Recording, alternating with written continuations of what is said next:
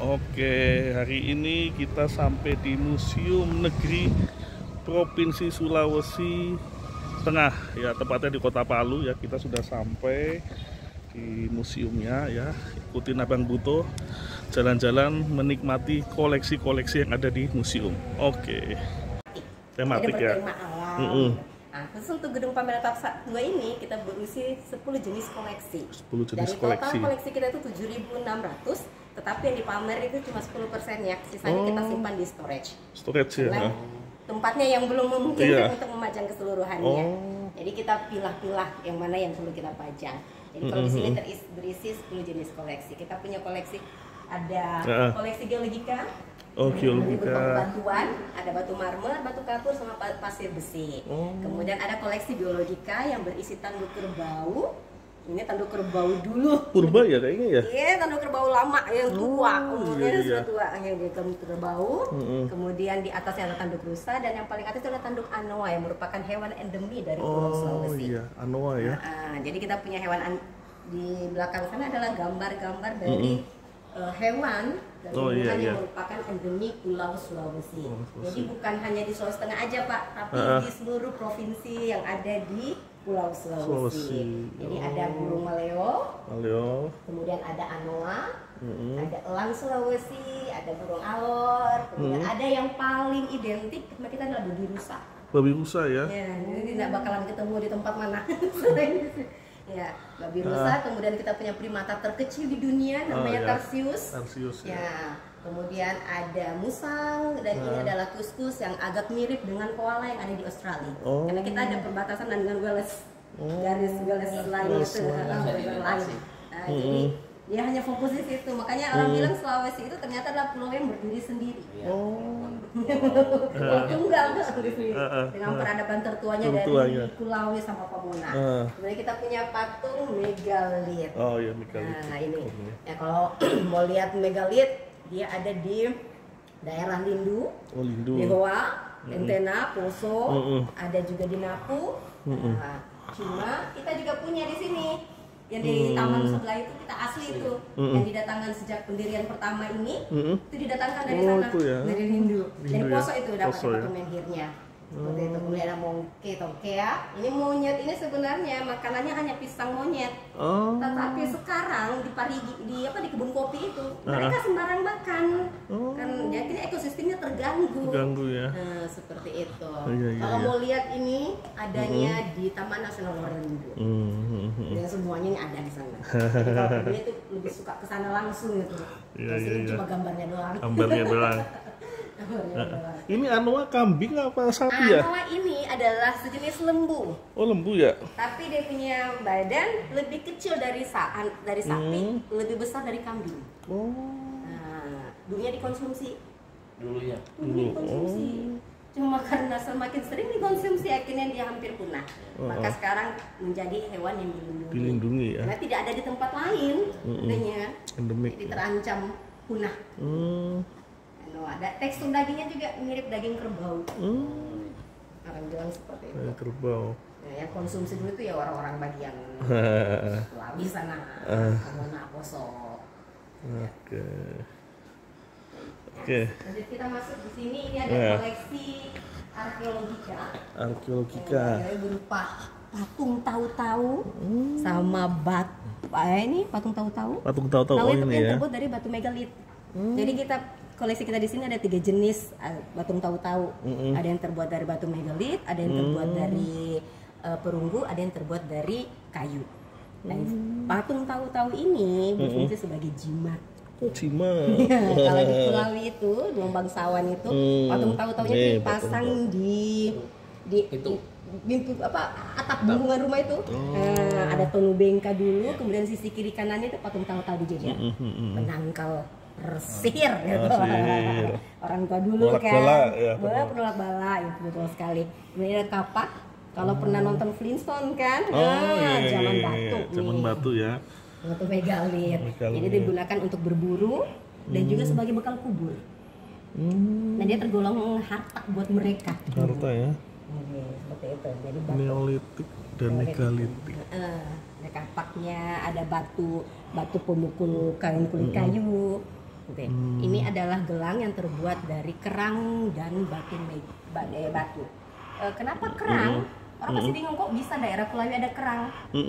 Ya di Kulawi itu ada kerang besar. Karena dulunya memang Sulawesi ini adalah laut. Laut. Makanya di saat dia ada bentrokan itu tektonik itu, muncul tanah daratan. Katanya sinyalir setelah hilangnya dinosaurus, tanahnya naik. Jadi tanahnya naik. Makanya dia dibilang Sulawesi tanahnya naik. Naik, maka kerang itu ikut terangkat. Nah, ada tuh kerang di daerah Kulawi. Nah, seperti itu kerangnya besar. Maka itulah yang mereka gunakan. Mereka pakai buat gelang. Seperti itu. Ini usianya ribuan tahun ya? Ya, ribuan tahun. Udah ribuan tahun. Kita punya stek godon. Oh, stek godon? Rahang gajah purba. Itu asli. Ditemukan di daerah Napu. Umurnya 1,9. Apakah ada dinosaurus di Sulawesi? Kita pertanyakan kenapa bisa? Mamut ya? Bisa jadi dia terpisah dari rombongannya kan? Iya. Disinyalir seperti itu. Dan ada peneliti bilang memang ada satu ekor yang ada di Sulawesi itu mungkin terpisah dari rombongannya. Makanya dia terbawa sampai daerah Sulawesi Tengah. Makanya ditemukan baru rahangnya. Rahang ya. Seperti itu. Baik, kita lanjut di sini kita masuk ke dari zaman Neolitikum, kita masuk ke zaman logam ya. Nah, di sini ada gelang. Ini gelang juga berfungsi sebagai bekal kubur, aksesoris dan juga bekal kubur. Sama dengan kapak. Ini pada abad ke-15. Sebelum Masehi ya? Waduh, tua banget nih. Sangat tua. Jadi peradaban tertua di Sulawesi itu adalah Kulawi dan Pamona. Karena di Pamona itu ada penguburan dengan 2 tahap hampir sama dengan Toraja. Karena ternyata ada pertalian di situ, ada hukum kawin mawin di situ. Jadi makanya mereka punya adat agak mirip dari pemakamannya, pernikahannya sampai tradisi yang lainnya tuh mirip. Nah ternyata ada proses kawin mawin, kerjasama, ada barter juga di situ, tukaran barang. Tapaknya tua-tua. Digunakan sebagai bekal kubur. Bekal kubur. Ini bekal bukan dikubur dengan mayatnya enggak. Jadi proses pemakamannya itu ada 2 tahap. Awal yang pertama jenazahnya itu disimpan dalam rumah kayu yang bernama tambea atau di atas tiang, kemudian ada papan untuk penyangganya. Nanti setelah beberapa tahun biasa tinggal tulangnya lah yang dipindahkan ke dalam gerabah atau peti kayu. Harta-harta ini yang menjadi bekal kubur ini disisip, diletakkan di pinggirannya, di luarannya. Konon katanya sebagai bekal di alam roh. Harta mereka, siapa tahu mereka punya strata bisa naik di situ. Jadi agak mirip dengan Toraja. Kalau Toraja kan tangkonang, apa tangkonang? Ini tambea. Ini juga patung tembikar juga digunakan sebagai bekal kubur. Ini ditemukan pada tahun 84 di daerah Bunta. Karena lihat ya. Iya. Ini perwujudan roh nenek moyang katanya. Itu juga ini megalitik. Wah tua banget nih ya. Dan ternyata kita punya koleksi masterpiece Pak. Gerabah kubur terbesar di dunia, di Indonesia tahun 98. Gerabah terbesar ya di dunia ya? Yang terbesar. Di Indonesia. Di Indonesia. Indonesia. Penemuan di daerah Napu. Napu. Yang menemukan ini orang Green, para arkeolog Green. Arkeolog. Pergabungan para arkeolog itu. Arkeolog ya. Madah kubur. Ini jadi second burial. Itu sudah tulang belulangnya yang disimpan di dalam. Nah, jadi nanti gerabahnya inilah yang ditimbun, bukan petinya. Gerabahnya. Jadi gerabahnya. Dari apa ini? Logam. Tanah liat. Tanah liat. Dan ini katanya lebih tua dibanding dengan Kalamba, yang merupakan batu megalit itu. Lebih tua katanya mereka ini peradabannya daripada Kalamba. Kalau Kalamba kan pakai batu megalit. Berarti maksudnya kebudayaan di Asia Tenggara paling tua ya? Yang sampai sekarang kan udah ditahu siapa yang buat itu batu megalit. Sampai sekarang kan jadi rahasia kan itu. Itu hampir sama poin jimat itu. Yang terbuat dari perunggu. Nah, kalau yang di atas itu tai ganja. Mungkin pernah dengar kata tai ganja? Tai ganja. Nah, pasti bingung apa tai ganja, pikirin tainya ganja, bukan. Tai ganja itu ternyata adalah bisa digandakan perhiasan. Dia merupakan mahar. Oh, mahar. Nah, karena bentuknya diadaptasi dari kepala kerbau, kemudian lubang di tengahnya itu adalah rahim perempuan. Oh, rahim. Makanya dia sebagai simbol kesuburan, digunakan sebagai mahar. Nah, lambangnya Tadulak Untat kan itu. Kampus. Kampus Untat itu kan lambangnya tai ganja. Kenapa diambil? Kena filosofinya melahirkan anak-anak yang cerdas. Ibu ya gitu ceritanya. Nah, kalau yang di bawahnya itu yang kedua itu namanya sagala. Sagala itu digantung di tiang ranjang pengantin perempuan setelah proses pelamaran diterima.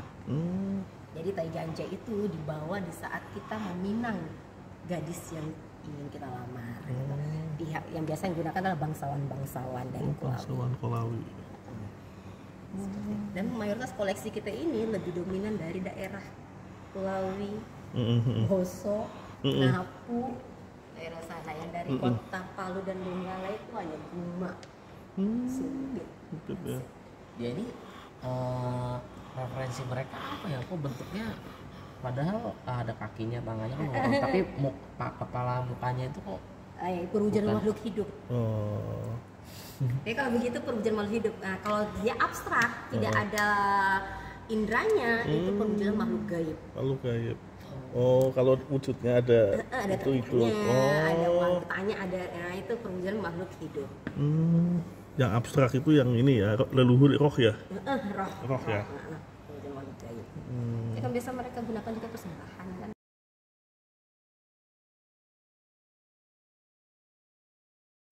Kita punya koleksi filologika yang berupa Al-Quran tulis tangan pada abad ke-16. Ini bahannya digunakan kain kulit kayu. Kain kulit kayu ya. Iya. Kayak keris Bugis ya. Kalau ini memang di tengah ini keris Bugis. Ukiran ya. Bone. Bone ya. Kalau yang dua ini namanya Pasar Timpo. Ini masuk senjata tradisional kita, etnografika, koleksi etnografika. Nah, dia dibuatnya bukan dari logam tetapi dari buih atau busa air yang ditempa. Busa air yang ditempa. Pakai ilmu kebatinan orang tua dulu kan, sakti mandraguna. Gitu. Jadi dia bentuknya bukan liukan kayak keris, dia lurus. Oh ya, keris lurus ya. Nah, kalau ini namanya Teboka Pejunu, yang digunakan untuk mandi wajib atau mandi bersih bagi para gadis, anak gadis sebelum masuk bulan Ramadan. Dilakukan pada bulan Safar. Safar. Penyucian. Kita masuk di koleksi historika. Nah, ini ada baju sira. Oh ya, baju sira ya. Besi ini ya. Bayangannya Spanyol dari chain, rantai. Baju perang bangsa Spanyol. Ini koleksi pribadi Bapak Yusuf Abdul Ghani dari Dolo. Dari Spanyol ini? Beliau kolektor, tapi beliau serahkan ke kita. Seperti itu. Ada sih helmnya tapi di bagian belakang. Diletakkan di belakang untuk historika. Historika ya. Wah, ini pedangnya nih. Ini kita punya senjata. Orang bilang parang, ini guma. Oh, guma. Oh, ini sudah guma. Namanya guma. Nah, yang membedakan guma itu yang membedakan adalah dia punya gagang. Gagangnya itu menjadi indikasi siapa sih pemakainya. Strata ya? Iya, strata. Seperti itu. Kalau yang gini nih bangsawan. Oh, bangsawan yang ini, kalau cabang 2 itu? Iya. Betul, nanti kita lihat sebelah sana itu ada. Nah, kalau yang di atas itu tombak. Tombak ya, kesenapan. Ini pasangannya, baju silat. Senapan apa? Portugis? Ini tombak itu kita punya. Kalau tombak kita punya koleksi senjata tradisional yang merupakan koleksi etnografika kita itu adalah tombak, guma, sumpit, kaliabo yang merupakan tameng, sama apa lagi satria? Pasar Timpo. Kayak buat nombak ikan paus kayaknya ya. Ya. Tombak manusia Pak. Dulunya ini digunakan sebagai alat untuk berperang kan. Berperang. Berperang. Konon katanya kalau nanti di sebelah sana kita lihat ada rambut pakai mengikat itu. Oh iya, di pesingnya ya. Nah, berarti itu menandakan seberapa banyak korban yang sudah dia menggunakan tombak.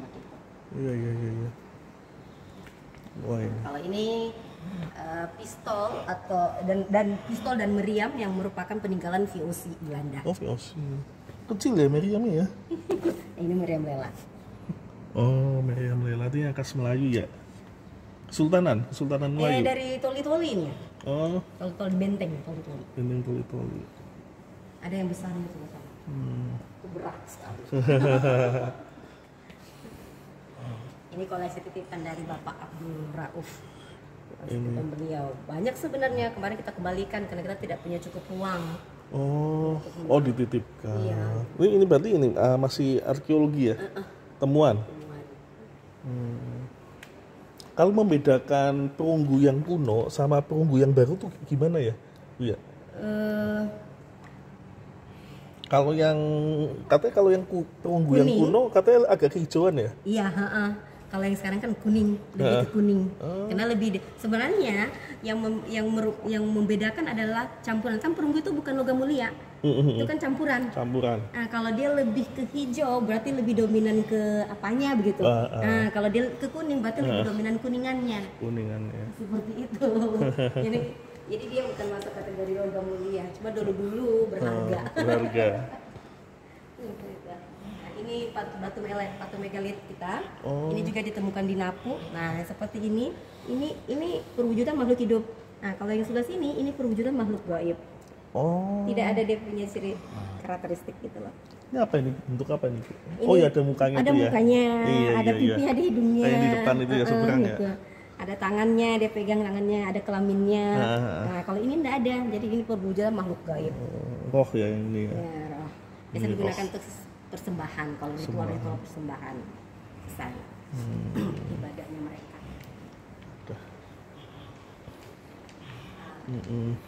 Sekedar informasi, kita masuk di sini koleksi historika. Sebenarnya ini adalah ruangan untuk koleksi kebencanaan. Untuk pasca tsunami ya. Nah, ini adalah bantuan dari Geologi Bandung, Museum Geologi Bandung. Nah, jadi mereka memberi kita bantuan untuk rehab bagian dalam dan mereka nanti menata, cuma kena efisiensi anggaran untuk menata koleksinya. Jadi untuk sementara kita gunakan sebagai tempat koleksi historika. Pemimpin Palu ya. Nah, ini adalah nawacita dari Bapak Gubernur kita yang terbaru, Bapak Anwar Hafid beserta wakil beliau Dr. Emil Majido. Anwar Hafid. Nah, karena kita kan museum kita ini dinas kebudayaan masuk di situ, masuk di bagian berani budaya, berani harmoni, kita masuk di situ. Koleksi historika. Nah, koleksi historika ini adalah introduksinya sejarah dari Sulawesi Tengah. Ini raja-raja. Iya. Kalau Sulawesi itu banyak raja kecil-kecilnya. Kalau sekarang kan biasanya bilang kalau ke camat ya. Iya. Camat loh. Jadi banyak dari setiap desa itu pasti ada rajanya, raja kecil. Makanya daerah atau provinsi yang paling banyak rajanya adalah Sulawesi Tengah. Sulawesi ya. Paling banyak rajanya. Iya. Kalau bagian Jawa kan Jogja kan satu Hamengkubuwono, Solo Pakubuwono. Kita banyak. Banyak ya. Dari tiap kecamatan dia ada. Raja-raja ini. Tapi sekarang masih ada. Yang generasi-generasinya tapi nggak ada lagi. Istana Raja Palu, Raja Moto. Ya biasa mereka dia punya senang-senang itu bikin adat-adat sendiri gitu. Tempat menginap. Satu. Nah, ini tempat menginapnya Bapak Soekarno, Presiden Soekarno pertama kali datang di Poso pada tahun 51. Setamanya ya cuma rumah-rumah seperti itu. Istana Raja Banggai. Ya. Banyak juga ya. Banyak banyak. Raja Mori, Raja Toli-Toli, Raja Bungku, Raja Buwong. Ini Raja Palu, Cayo Ijazah. Caco Ijazah. Ini kayaknya ini ya pejuang ya? Iya, mayoritas pejuang. Pejuang ya. Yang paling keras melawan Belanda itu paling keras. Boleh tutup beliau lah itu yang paling keras melawan. Makanya beliau yang dibuang ke Nusa Kambangan. Ditangkap, dibuang. Sama ini Toma Irengke, Raja Kulawi, ini juga keras. Keras ini ya? Ini yang melawan. Ini ada baju perangnya di situ. Ada baju perangnya. Perangnya digunakan pada tahun 1905. Tapi seragamnya udah kayak ini ya, Eropa ya? Iya, kan ini mayoritas mereka ada dengan Belanda. Cuma ini masih adat keras. Makanya dia tidak mau ada kerjasama dengan Belanda. Beliau dengan Pembuluh Tutut itu yang paling keras. Pembuluh Tutut. Kalau yang lain itu Capariki. Ya, dagang kali, hubungan dagang. Apa simbiosis mutualisme? Iya. Jawa juga Begitu kan? Ini mohon maaf karena kemarin habis digunakan tangannya. Sebenarnya posisinya di tengah. Oh iya. Ini Raja Pembuluh Tutut pahlawan. Nah, beliau satu-satunya pahlawan yang masuk pahlawan nasional. Ini. Beliau sebenarnya kemarin diajukan dengan Sisal Jufri satu. Cuma agak lambat berkasnya masuk, makanya duluan beliau yang diresmikan, dikukuhkan. Kok agak magic sih ya saya lihat ini. Auranya agak magic ini, lukisan ini. Dari yang anaknya yang punya lukisan itu. Ini tai ganja. Nah ini. Sebagai kalung. Tai ganja ini kalung.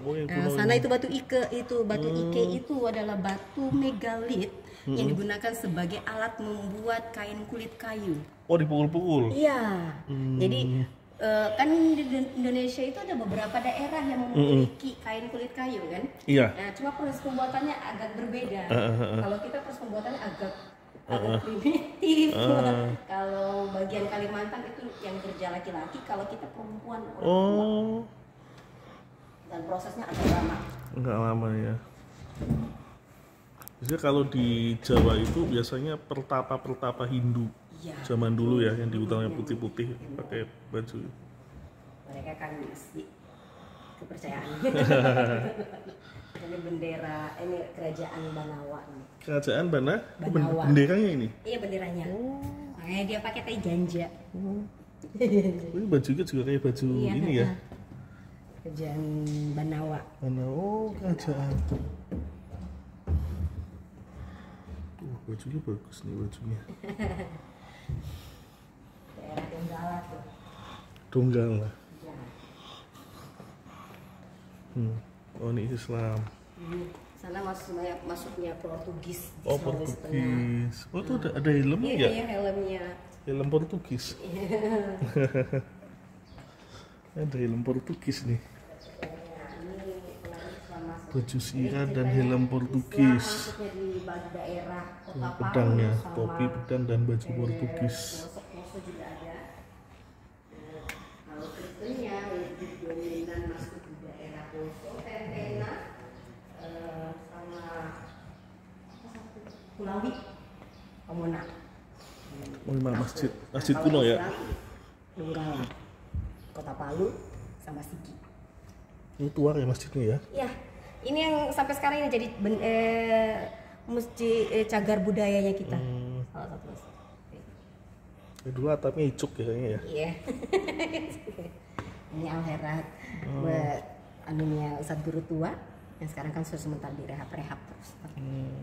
Kita Masjid Agung. Ini yang ini siapa? Dato Karama ya? Dato Karama.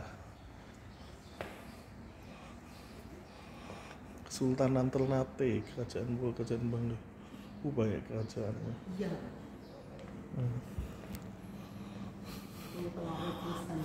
Kristen kalau misionaris ya. Ini mereka datangnya daerah Poso. Di Poso. Daerah Poso sama Tentena. Pusatnya. Makanya di sana lebih dominan Nasrani. Iya. Kota Palu sama Donggala lebih dominan Islamnya. Islamnya, ya. Albert Christian Groot. Ini balai keselamatan ini. Yang bawa balai keselamatan. Kayak balai keselamatan di Sulawesi Tengah itu besar. Karena mereka pusatnya memang di sini dulunya. Ini zaman masuknya Belanda. Belanda ya. Ini meriam rentaka ini. Iya. Belanda atau Melayu ya, saya agak bingung ya. Belanda. Belanda ya, masih Belanda. Jadi kapal-kapal ya ditaruhnya. Kapal ini apa ini? Wah, tua banget ini. Ini di waktu perang di Lembah Napu tahun 97, tahun 1907. Eminya Pama Irengke. Luar biasa ya. Ini pedang samurainya. Ya waktu datangnya Jepang. Pedang samurainya panjang banget ini.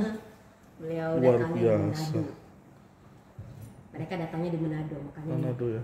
Manado itu, Sulawesi Utara itu dominan orang asing datang ke sana. Orangnya kayak apa yang bawa ini ya?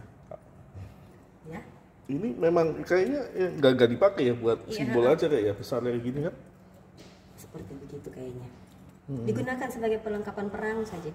Oh, perlengkapan Pada masa perang. pendudukan Jepang tahun 42-45. Besar banget ya. Ini saya punya ini uang ini. Mata uang. Ya, saya koleksi mata uang kuno. Itu masuk koleksinya kita numismatika namanya. Numismatik ya. Saya punya yang koin-koin kesultanan punya. Tapi dari Sumatera banyak kan. Oh, enggak. Ini Soekarno ya. Ini Pak Soekarno datang di Poso ini. Oh, Mas Kan datang dua ke kali datang di Sulawesi Tengah. Pertama ke Poso langsung, kedua peresmian Bandara Mutiara. Nah, Bandara Mutiara itu dulunya disebut Masova karena berdebu, abu. Akhirnya dikasih nama jadi Mutiara. Pak Soekarno yang beri nama itu Bandara Mutiara. Bandara Sekarang Mutiara. dulunya di Bandara Mutiara Sis Al Jufri. Karena mengenang Pak Sis Al Jufri Ustaz. Ada. Oh, ini proklamasi. Ini masa sebelum Indonesia Timur. Negara Indonesia Timur. Oh iya. Kita masuk di situ. Sulawesi itu maksudnya di situ. RIS waktu itu ya. RIS. Indonesia Serikat. Indonesia Serikat. Kita masuk di situ. Kayak sekarang bilang karena kalau itu sampai nah, kalau ini koleksi pribadi titipan dari Bapak Sudarto, mantan wakil gubernur kita dahulu. Macan mana nih? Pasangannya Pak Longki Janggola. Ini Macan tutul. dari Jawa. Jawa ya? Jawa. Ini diambil di Malang kalau. Ini kayak macan dahan ini Kalimantan ya ini? Ini macan Jawa punya Pak. Jawa juga? Jawa punya. Oh. Ini besar banget nih rusanya. Iya, rusa apa sih namanya? Rusa sambar ya. Rusa sambar. Rusa terbesar ya masuk. Oh, ini meriam Belanda nih. Ya, ini. VOC. Ini berat sekali tuh. Oh, ini meriam. Sangat berat. Ini gede banget ini loh rusanya. Ini asli, ini diawetkan. Diawetkan ya. Koleksi pribadinya Bapak Sudarto. Nah, kalau ini kata tuh apa? Penyu hijau. Oh, penyu hijau ya. Palu ya? Oh, iya, teluk palu punya. Cuma sekarang kan teluk palu lebih dominan buaya. Penangkaran buaya. Nah, ini masuk koleksi etnografika kita yang senjata tradisional kita. Iya. Ada sumpit. Sumpit Kemarin ya. minggu lalu kita adakan lomba. Sumpit. Oh, khasnya sini ya sumpit ya? Dulu kan digunakan sebagai alat perang, sekarang hanya pakai untuk berburu. Jadi ada komunitas-komunitas tertentu. Komunitas ya. Kayak suku Daa sama suku Kulawi itu masih gunakan untuk berburu makanan. Karena kalau suku Daa itu belum terkontaminasi dengan teknologi mereka. Masih ya. Masih primitif. Sini. Dia punya rumah itu suku Baduy Iya. mirip itu. Jadi mereka tinggal juga di rumah pohon. Oh. Berlandangan rumah pohon. Nah, kalau ini tombaknya, jadi itu yang tadi Tombaknya. saya bilang rambut. Itu Oh, rambutnya. sebagai identitas penanda seberapa banyak korban yang sudah dia matikan gitu. Nah, kemudian ini adalah Kaliavo. Ini tameng. Oh iya tamengnya Nah, ya. tapi dia bukan cuma sekedar pelindung, juga sebagai penyerang. Karena bentuknya yang runcing itu bisa mematahkan lehernya. Mematahkan leher. Kaliavo. Senjata tradisional. Sumpit. Cuma yang lain selain sumpit, Ini sekarang digunakan hanya sebagai pelengkap adat. Kalau ada upacara ada pernikahan, nah, jadi itu digunakan. Nah, inilah guma, jenis-jenis guma, tergantung dari pemakainya. Saya punya yang ini nih, yang ini ada yang ini, yang seperti itu berarti guma lompu. Guma lompu ya. Dulu yang pakai siapa ya kalau? Guma lompu. Raja-raja yang menggunakan dulu. Karena konon juga bahannya bukan dari orang bilang bukan cuma besi tok, bukan cuma logam tok, ada campuran meteorit ya. Seperti itu. Nah, dia agak-agak mistis. Iya, agak mistis. Ada mistisnya.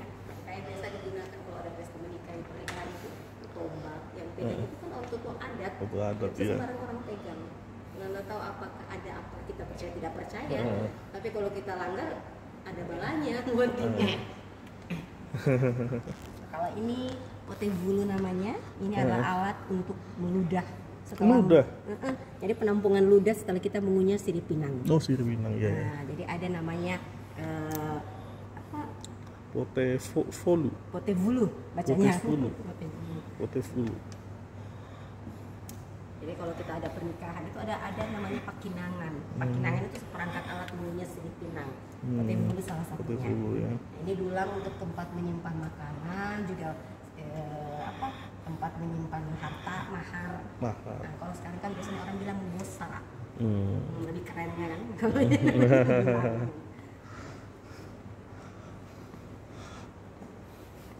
Ini tadi yang saya bilang patung tahu-tahu yang terbuat dari kayu nih.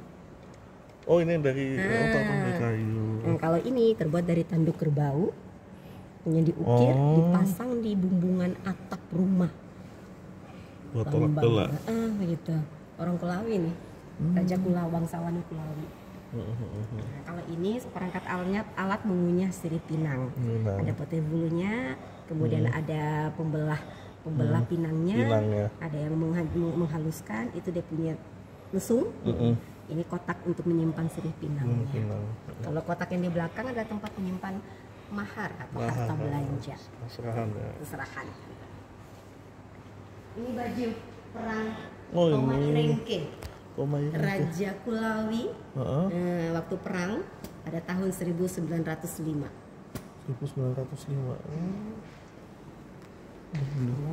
Itu pusakanya itu ya? Iya, ini masuk senjata ini. Oh, itu senjata. Bisa jadi pedang. Cuma kan sekarang kita sudah tidak bisa pakai. Oh, yang pedang ini ya, yang lentur itu ya. Oh, kayak pedang ini, pedang India ya, India. Besi ya? Oh iya ini besi nih.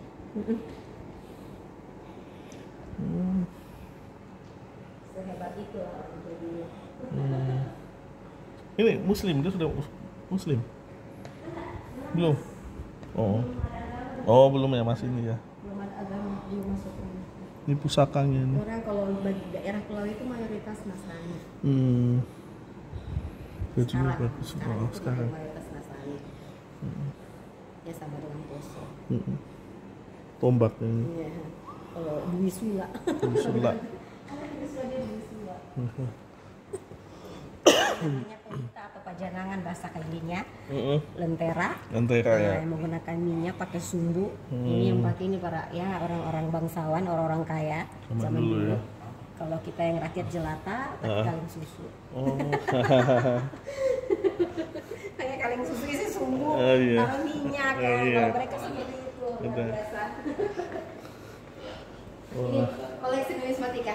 Iya, numismatika. Koin-koinnya. Yang digunakan bertransaksi dulu sebelum merdeka. Oh ini ya, mata uang.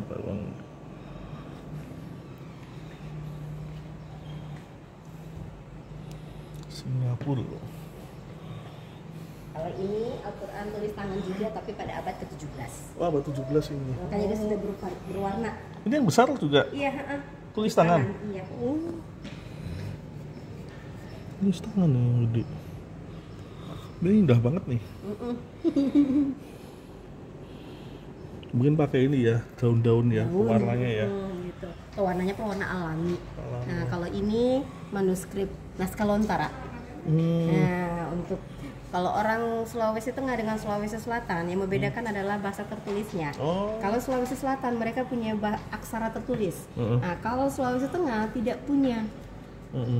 Jadi tidak ada kita cuma punya manuskrip namanya kutika, itu hanya untuk sebagai alat untuk perakiraan cuaca. Jadi ramalan hanya untuk meramal. Tapi untuk bahasa tertulis kita tidak punya. Makanya yang disinyalir akan punah dengan sendirinya tuh bahasa Kaili. Nah, ini maksud koleksi teknologi modern zaman dulu, ada setrika arang. Orang kaget kok kenapa besar sekali, karena memang ternyata penggunanya adalah orang Belanda. Orang Belanda. Ini orang Belanda punya peninggalan. Oh, kipas angin zaman dulu ya? Kipas anginnya mereka, orang Belanda. Mereka sempat ada tulis dari Belanda, dia tanya, tahu nggak cara menggunakan itu? Saya bilang proses kerjanya seperti balon udara, ya, seperti lampu petrol. Saya bilang iya betul. Tapi ini dia bilang tidak lengkap, yang punya saya di rumah lengkap. Gitu dia bilang. Saya bilang iya, kami punya sampahnya aja pak. Mister yang punya aslinya.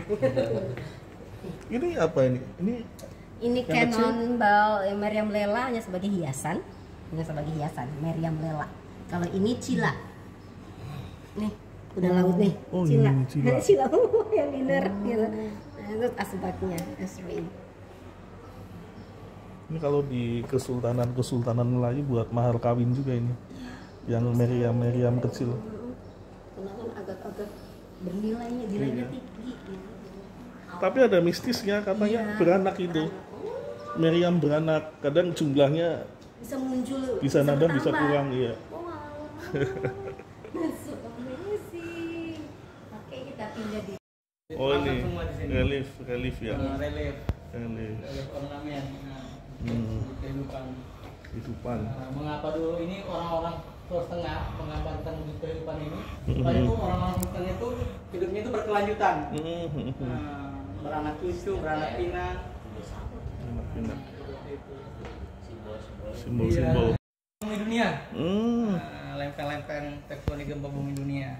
Kenapa kita pasang di sini? Karena memang kan Pulau Sulawesi ini, khususnya Sulawesi Tengah ini, jalur lewatnya lempeng.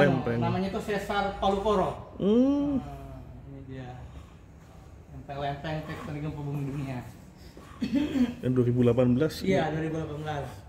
Nah, ini dia lebih khusus daerah Indonesia. Ternyata Gunung Merapi itu kan biasa Gunung Merapi pengaruh lempeng ini itu menyebabkan gempa bumi.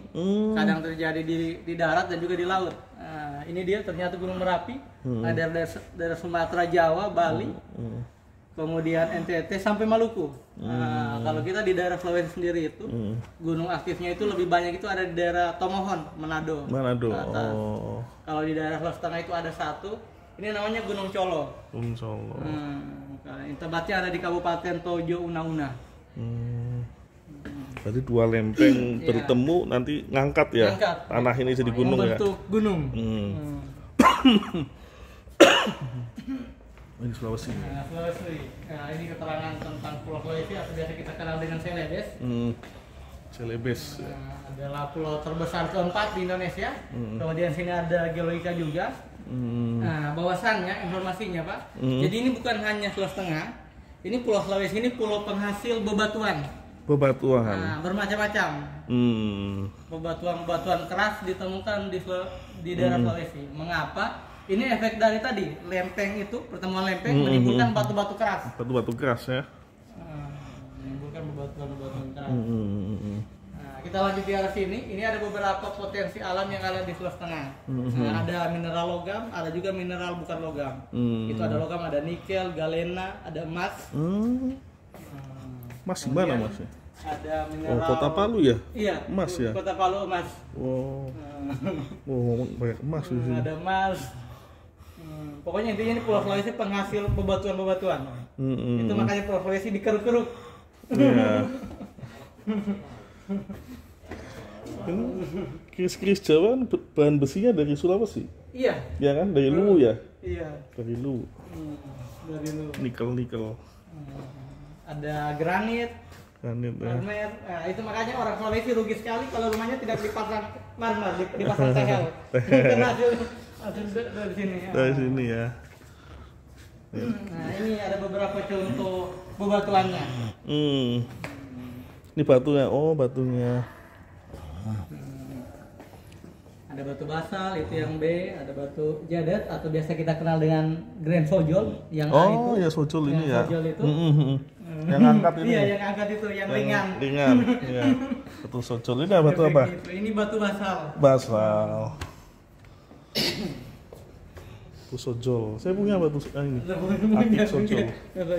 Kemudian di sini ada replika. Ini ada replika tengkorak manusia purba. Replikanya ya. Bukan asli. Kan yang asli ada di Museum Nasional. Oh, di Museum Nasional. Teman-teman bikin replika. Replikanya. Homo erectus dan Homo sapiens. Kemudian itu tadi hasil alamnya itu bisa diolah macam-macam. Bisa dibikin bahan kerajinan, kan bikin batu cincin. Kemudian bikin untuk hiasan akuarium. Untuk bangunan rumah. Ini ada beberapa granit dari masing-masing kabupaten yang ada di daerah Sulawesi Tengah. Poso, kemudian dari Toli-Toli, ada itu juga dari Banggai, bermacam-macam. Nah, kemudian di arah sini, ini ada satu dua koleksi istimewa di museum. Ini ada fosil rahang gajah purba. Nah, katanya sih dulu, ya, sekitar 1,9 juta tahun yang lalu. Dulu diperkirakan di daerah Sulawesi ini pernah hidup mamut. Mamut ya. Seperti gajah begitu. Ini teman-teman sebutnya apa? Sebutnya stegodon. Nah, ini telah dilakukan penelitian, dimasukkan ke dalam laboratorium. Ini fosil rahang gajah purba. Teman-teman katakan ini fosil rahang gajah purba. Sedangkan yang di samping ini belum diteliti secara mendalam. Nah, ini masih perkiraan, ini fosil kayu purba. Mengapa? Karena pada saat ditemukan hampir ini berdekatan tempatnya, tidak terlalu jauh fosil ini, fosil rahang gajahnya dan itu fosil kayu purba. Kayu purbanya. Udah ini ya, dating karbon ya. Iya, jadi mengeras. Memang apa yang lama didiamkan mengeras lah ya. Iya. Keras sendiri itu. Kemudian di sini ada beberapa bentukan arsitektur miniatur yang khas di Sulawesi Tengah. Ada dua ini, ada namanya lumbung padi. Oh, ini lumbung padi? Iya, ini namanya gampiri, orang Kaili sebutnya gampiri. Suku Kaili punya. Kalau ini buho, ini suku Lore punya. Fungsinya sama-sama, lumbung padi. Kemudian kita lanjut yang di tengah-tengah yang tidak punya atap. Ini namanya rumah lobo, rumah adat suku Kulawi. Itu sengaja tidak diberikan atap supaya dalamannya bisa dilihat. Nah, ini dia proses pembuatan rumah lobo ini, rumah adat suku Kulawi ini tidak menggunakan paku, Pak. Tidak menggunakan paku modern. Dia itu dibikin saling merekat, kemudian dibuatkan juga pakunya itu dari kayu juga. Saling merekat. Kemudian bawaannya itu dia diikat pakai rotan. Ini dia bentukan yang asli. Pakai rotan. Ya. Nah, jadi informasinya ini rumah lobo ini bukan tergolong rumah tinggal. Dulu fungsinya apa? Dijadikan tempat musyawarah atau tempat berkumpul. Ya. Mungkin sekarang kita kenal dengan aula, auditorium. Balai adat ya. Ya.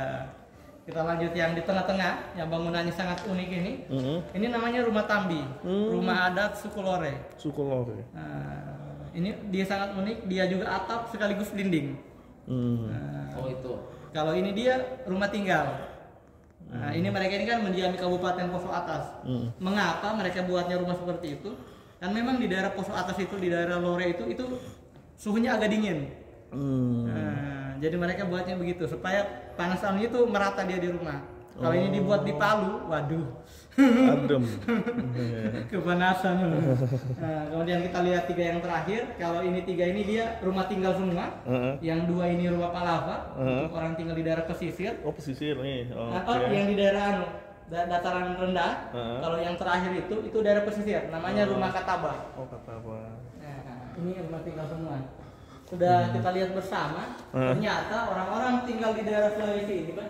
Jadi bukan hanya Sulawesi Tengah, Sulawesi, itu bentukan rumahnya begini semua, punya penopang, kayak rumah panggung begitu. Rumah panggungnya. Ini dulu fungsinya apa? Ini untuk menghindari dari binatang buas dan itu bencana alam seperti banjir dan juga gempa bumi. Gempa ya. Jadi kalau rumah seperti ini dulu kalau dia gempa kan dia hanya goyang saja dia. Kalau itu pondasinya langsung ke tanah itu dia bisa roboh kalau gempa. Ternyata orang tua dulu sudah kepikiran sampai ke sana. Kearifan lokal. Iya, kearifan lokal. Itu kemarin beberapa peneliti dari Jepang setelah gempa kemarin, mereka juga orang-orang Sulawesi dulu sudah kepikiran begini. Kan kalau itu orang-orang Jepang kan, kalau sana juga daerah gempa, itu mereka landasan rumahnya itu mereka simpan per. Jadi kalau gempa goyang-goyang aja, nggak sampai roboh rumahnya.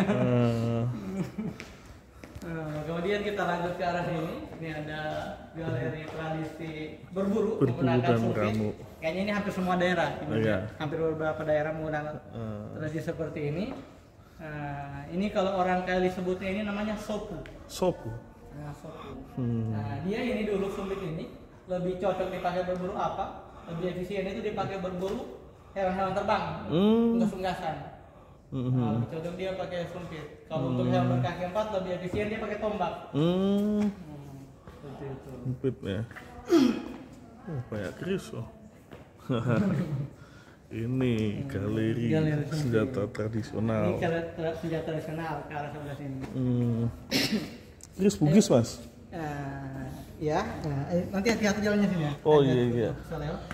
Jadi informasinya tentang ini keris. Jadi kalau keris ini bukan juga senjata khas asli orang Sulawesi Tengah. Oh gitu. Nah, tadi mungkin sudah lihat kalau kita itu senjata khasnya itu namanya guma. Oh ya guma ya. Yang seperti parang itu namanya sebutnya guma. Mungkin kalau orang Kalimantan sebutnya mandau. Kalau kita di Sultan sebutnya guma. Jadi kenapa bisa ada keris di sini? Ini dulu itu biasa kalau ada biasa pemimpin atau raja-raja dari daerah lain, mereka datang ke Sulawesi, ini kayak dijadikan cenderamata begitu, buat tangan, oleh-oleh, gitu, cenderamata. Jadi disimpanlah di sini. Tapi ada beberapa buku catatan sejarah mengatakan bahwasanya Pulau Sulawesi ini pernah menjadi bengkel pembuatan keris. Oh dulu. Mungkin pengaruh banyak pembatuan-pembatuan keras tadi. Logam-logaman keras. Tapi bukan orang Sulawesi yang buat. Ini buku catatan Majapahit. Oh Majapahit ya. Kalau di sini ini ada koleksi istimewa di museum. Ini namanya tradisi membuat kain dari kulit kayu. Jadi tradisi seperti ini ada beberapa suku dulu yang buat di Sulawesi Tengah. Tapi sekarang yang lebih dominan itu ada namanya suku Lore dan juga suku Kelawi. Mereka bikin ini kain dari kulit kayu. Ini dia bisa dibuat dari bahan apa? Ada beberapa pohon. Itu kalau orang setempat sebutnya itu pohon malo atau pohon ivo. Kalau orang Kali sebutnya pohon nunu. Bahasa Indonesianya apa? Pohon beringin. Pohon beringin. Jadi diambil dulu itu serat pohon beringin yang agak muda, kemudian difermentasi, direndam di air. Kalau dia masih agak keras, dimasak biar lembek. Selanjutnya baru dipukul-pukul sederhana. Oh gitu ya, pukul-pukul ya. Jadi mukulnya dari alat yang besar ini, biasa kita kenal dengan poboba, bertahap sampai batu yang kecil ini. Kalau batu ini namanya batu ike. Nanti dia hasilnya seperti ini. Tapi mohon maaf, tidak boleh disentuh koleksinya. Nanti hasilnya dia seperti ini. Pewarnaannya dia juga dari bahan-bahan alami. Alami ya, daun-daun gitu ya. Daun-daun alami, bikin motif juga. Kemudian dua vitrin di sana ini sudah dibikin lebih modern, dimodernisasi. Tapi ada ini kalau pakai ini sumuk nggak kalau dari kain kayu? Ya. Sumuk nggak bajunya? Enggak terlalu sumuk. Jadi ini kalau untuk cara perawatannya kan dia ini sama seperti kertas. Jadi baju dari kain kulit kayu ini enggak pernah dicuci, enggak pernah kena air.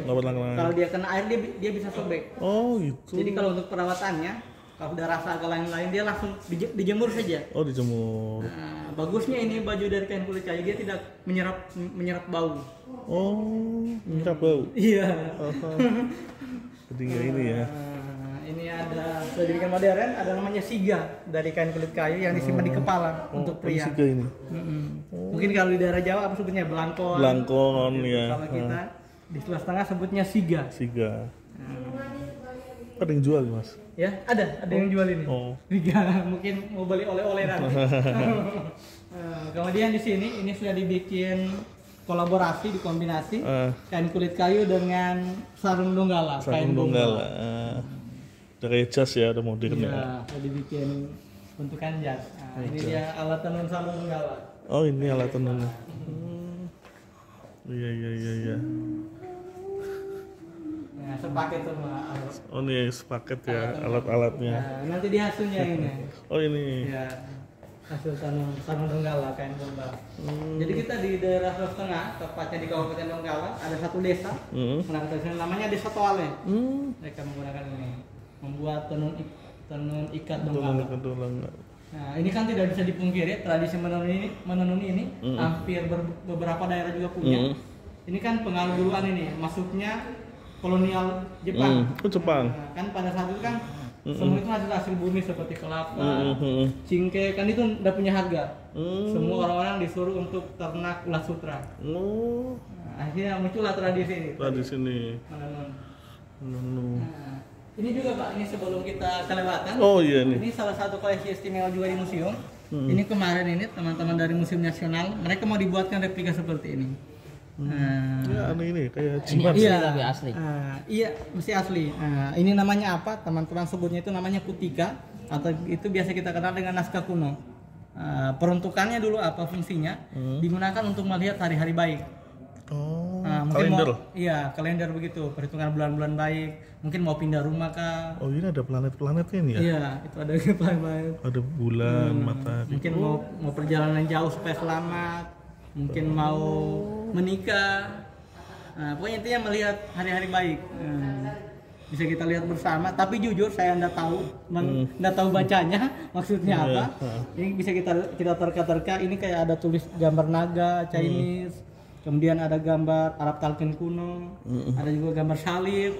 Ada juga segitiga. Kayaknya hampir semua kepercayaan masuk. Iya, bintang Daud. Iya, ada bintang juga. Bintang Daud. Berarti udah astronominya sudah maju ya. Sudah maju ya. Udah peredaran ini apa? Planetnya sudah digambarin. Kemudian di sini juga ada naskah-naskah kuno. Naskah kuno. Juga lontara Bugis. Ini kayak berisi petua-petua begitu juga. Hal-hal baik lah. Wejangan. Kemudian ini yang vitrinya besar, koleksinya kecil. Nah, ini ada stempel ini. Oh, stempel. Stempel dari peninggalan bangsa Belanda, VOC. Tapi mohon maaf penerangannya kurang. Oh iya. Peninggalan dari bangsa Belanda. Logo kerajaan. Iya. Kemudian di sini ada beberapa alat musik. Oh iya. Ada alat musik bambu. Kemudian bambu. ada suling. Oh, suling. Di arah sini, ini ada alat musik yang dipukul. Dari kayu? Dari kayu. Nah, ini kalau kita sebutnya itu namanya kakula. Kalau ada juga ini kakula dari kayu, ada juga dia dari logam-logaman. Kalau melihat ini ada alat musik yang dipukul, agak kecil dia namanya ganda-ganda. Kalau besar dia namanya gimba. Kalau agak besar seperti ini. Kemudian di sini ada suling khas. Orang Kaili. Namanya apa? Namanya lalove. Nah, bedanya dia dengan suling yang itu tadi, suling nasional ini. Kan dia kan tiupnya begini, samping. Kalau lalove dia dari atas seperti ini. Kemudian ini alat musik yang dicentak pukul-pukul begini di tangan, namanya paree. Oh iya ini ya. Pukul-pukul gini dia. Kemudian kita lanjut lagi di sini. Ini alat musik yang dipetik. Dia ini pakai senar. Ada yang paling atas namanya gesong-gesong, di tengah-tengah namanya santu, paling bawah ini namanya kecapi. Kalau lama dimainkan tangan tercapi-capi.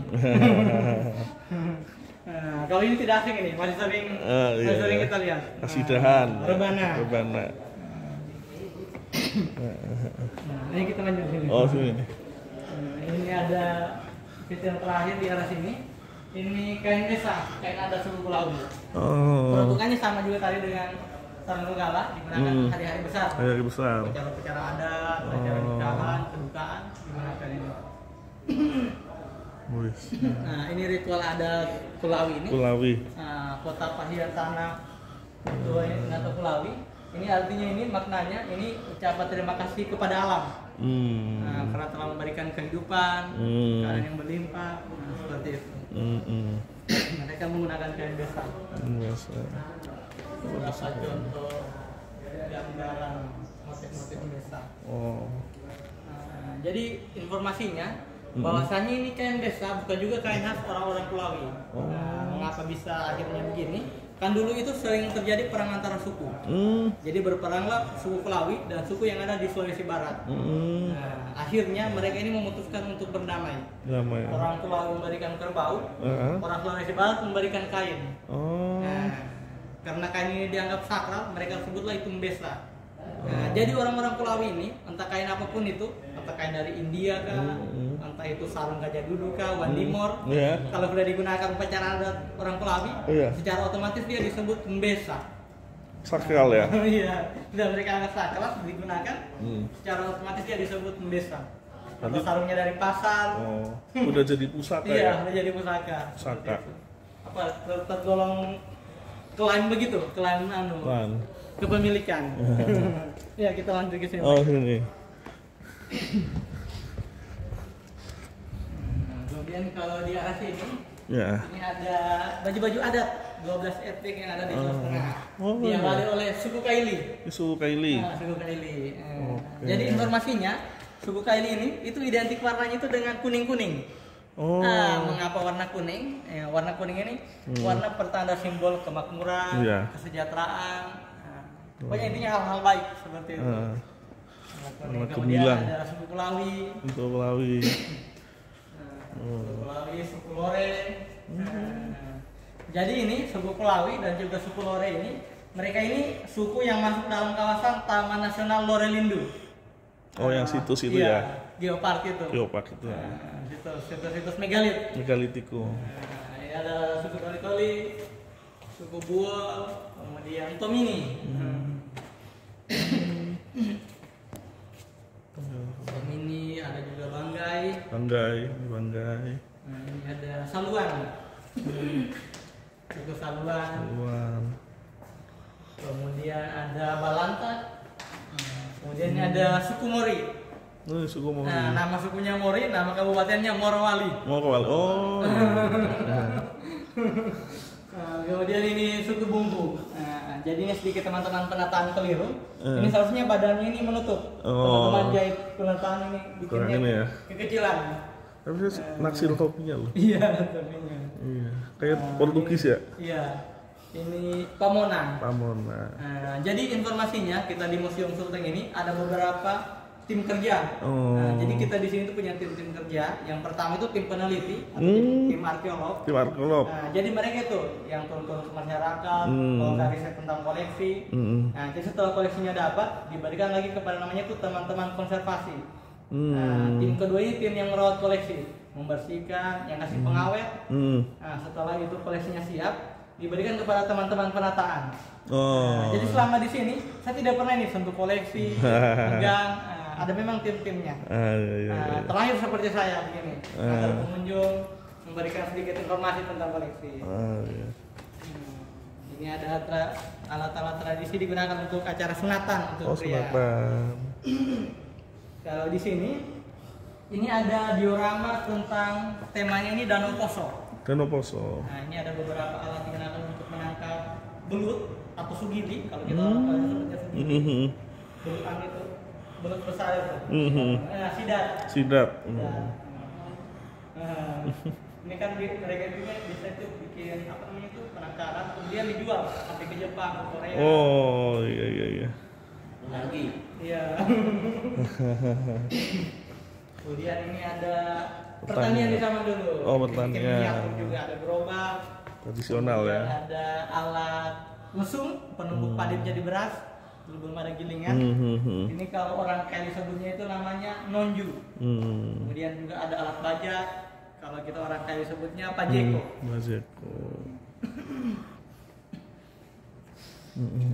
Kita lanjut lagi di sebelah sini. Ini ada rumah yang pernah ditinggali oleh suku Da'a. Suku Da'a. Suku Da'a ini suku yang mendiami kaki gunung Gawalise. Jadi kalau kita keluar dari museum, lihat gunung yang di sebelah sini. Nah itu orang-orang Da itu mendiami tempat itu. Jadi informasinya, rumah seperti ini orang-orang Da tinggal dulu itu paling lama sebulan, paling cepat 2 minggu. Mengapa? Karena orang-orang Da ini hidupnya itu berpindah-pindah. Atau biasa kita kenal dengan nomaden, dari tempat satu ke tempat yang lainnya untuk mencari makanan. Tapi orang-orang Da ini bukan tergolong masyarakat suku adat. Jadi mereka masih bisa dimasuki. Akhirnya pemerintah sarankan, diberi wejangan, tidak boleh lagi bikin rumah seperti ini. Karena dalam mereka tinggali, mereka pindah lagi. Disarankan mereka buat rumah seperti ini. Begini bentukannya sudah, bisa mereka tinggali agak lama.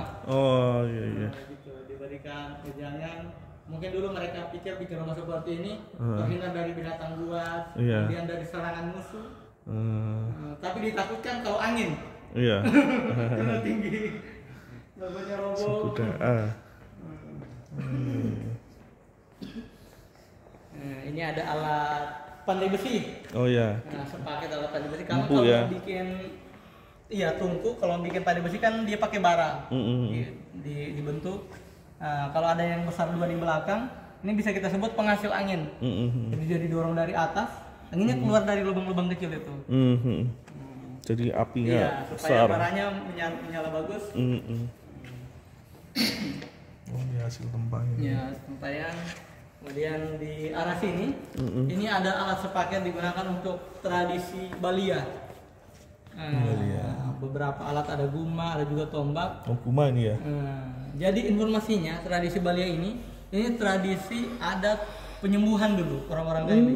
Jadi kalau orang Kaili ini, apabila ini sebelum kentalnya agama dulu kepercayaan, maksudnya agama kepercayaan, apabila ada orang sakit yang telah berbulan-bulan, sakitnya keras, diadakan tradisi ini. Ini kayak pemanggilan roh-roh begitu. Tradisi Balia. Mungkin ini tradisinya ini kebanyakan itu dilaksanakan pada malam hari, di tengah-tengah malam. Daun kelor dulu ya? Iya. Bermacam-macam. Ini kalau tradisi Balia ini kayak dibikinkan acara pesta-pesta kecil juga. Sampai itu bisa potong sapi atau kambing. Bahkan kalau teman-teman Nasrani sembelih babi juga. Nanti orang sakit itu, nanti ada seorang ketua adat begitu, kayak memanggil-manggil roh. Ini orang sakit, nggak tahu kerasukan apa, itu dia sadar dari sakitnya sampai menginjak bara api. Mengapa menginjak bara api? Kan filosofinya setan ini terbuat dari api. Seperti itu. Iya, diinjak setannya, diinjak. Kemudian di arah sini, ini teman-teman penataan juga, belum kasih pelebelan. Jadi di sini, ini kita ibaratkan itu sebuah kamar tidur.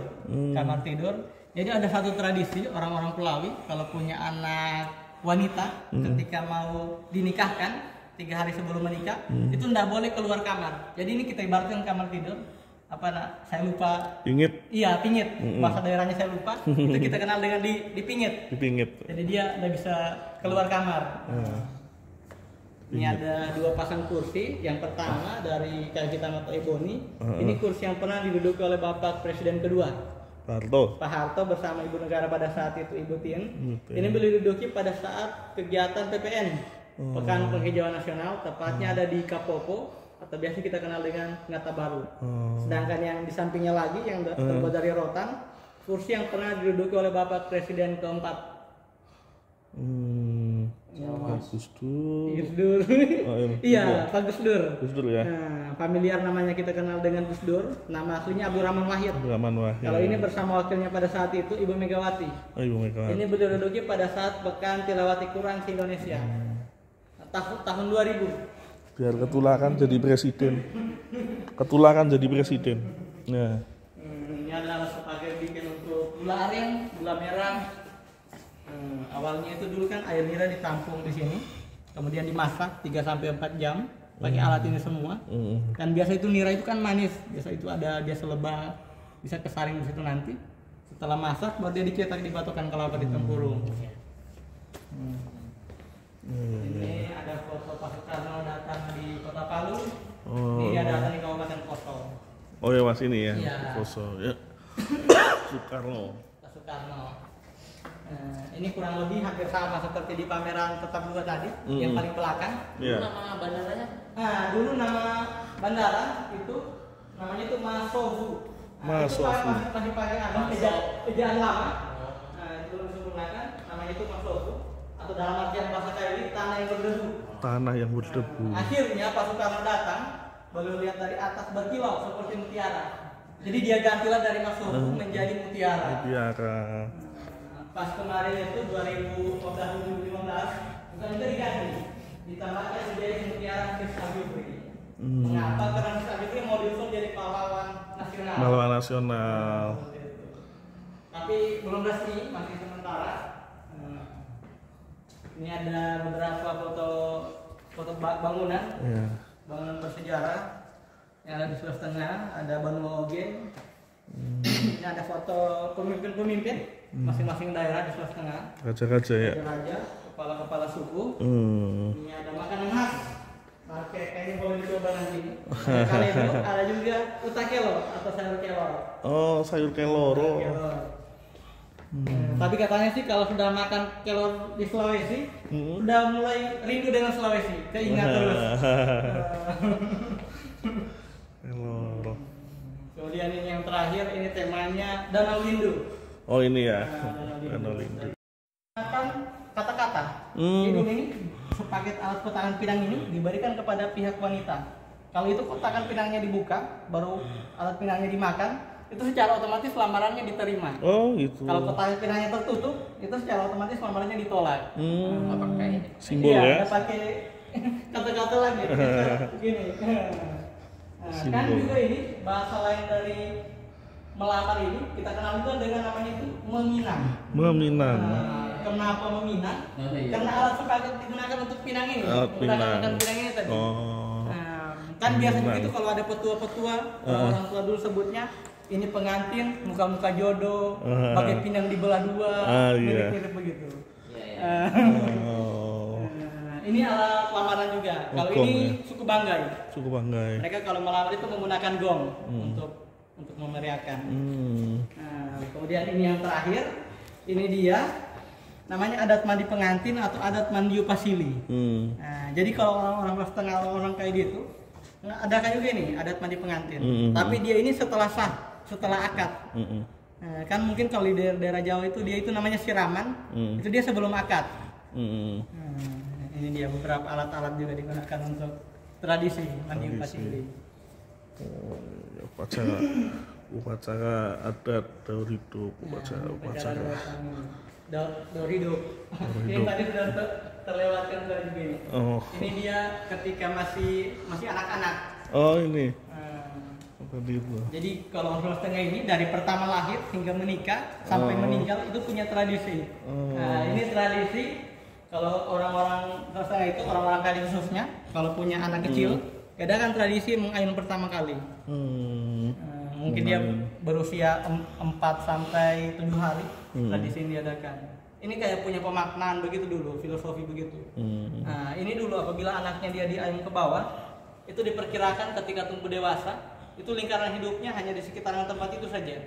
Kalau dia diayunnya ke depan, diperkirakan akan jadi perantau, orang suka jalan keluar. Punya filosofi pemaknaan begitu. Dia masih pakai dari rotan. Rotan ya. Ini cantik. Taman Pekurehua. Yang jadi kok bisa sama gitu yang di Pulau Pasca. Sama yang di sini tuh bisa sama. Bisa sama ya? Mungkin ada migrasi kali ya? Ada migrasi nggak pas zaman es? Kan dulu kan bumi kan migrasi juga nggak sampai sejauh itu juga. Perbekalannya bagaimana mereka? Iya. Secara logika perbekalannya tuh. Tadi aku tanya, ini patung ini wajahnya bukan seperti manusia, tapi tangan kakinya manusia. Ini Arca Menhir Pekabuku. Ini original ya. Ini bukan replika asli, ditemukan di desa Betuke ya, Lore Utara, Kabupaten Koso. Dulu ini pemujaan leluhur. Ini salah satu situs megalitikum tertua di Asia Tenggara, bahkan Asia Pasifik ya. Ini infonya Menhir ini buat pemujaan. Kalau yang ada alat panca inderanya itu manusia, tapi kalau dia tidak ada panca inderanya itu roh, perwujudan roh. Ini original ya, menhir. Dan ini juga ada. Nah, ini yang abstrak ya, yang tidak ada. Ini tidak ada alat kelaminnya, itu ada alat kelaminnya ya. Itu manusia. Ini yang arca menhir yang perwujudan roh karena tidak ada alat kelaminnya. Ya, ke abstrak. Perwujudan roh leluhur. Arca menhir ini megalitikum. Usianya ya ini ribuan tahun ya sebelum Masehi. Alhamdulillah bisa pegang langsung. Biasanya saya nonton di TV aja, ini alhamdulillah bisa megang nih. Ini batunya luar biasa ya, nenek moyang. Ini peradaban tertua ya di Asia Pasifik ini. Bahkan Asia Tenggara ini. Perwujudan roh. Oke, masih dengan Abang Buto ya. Kita sekarang ada di Museum Provinsi Sulawesi Tengah. Ya, tepatnya di Kota Palu ya. Kita tadi sudah jalan-jalan masuk ke museum ya. Sekarang kita lihat ada salah satu koleksi museum ya. Ini original ya, bukan replika loh ya, original ini. Ya. Namanya Kalamba. Oke. Nah ini Kalamba ini ya.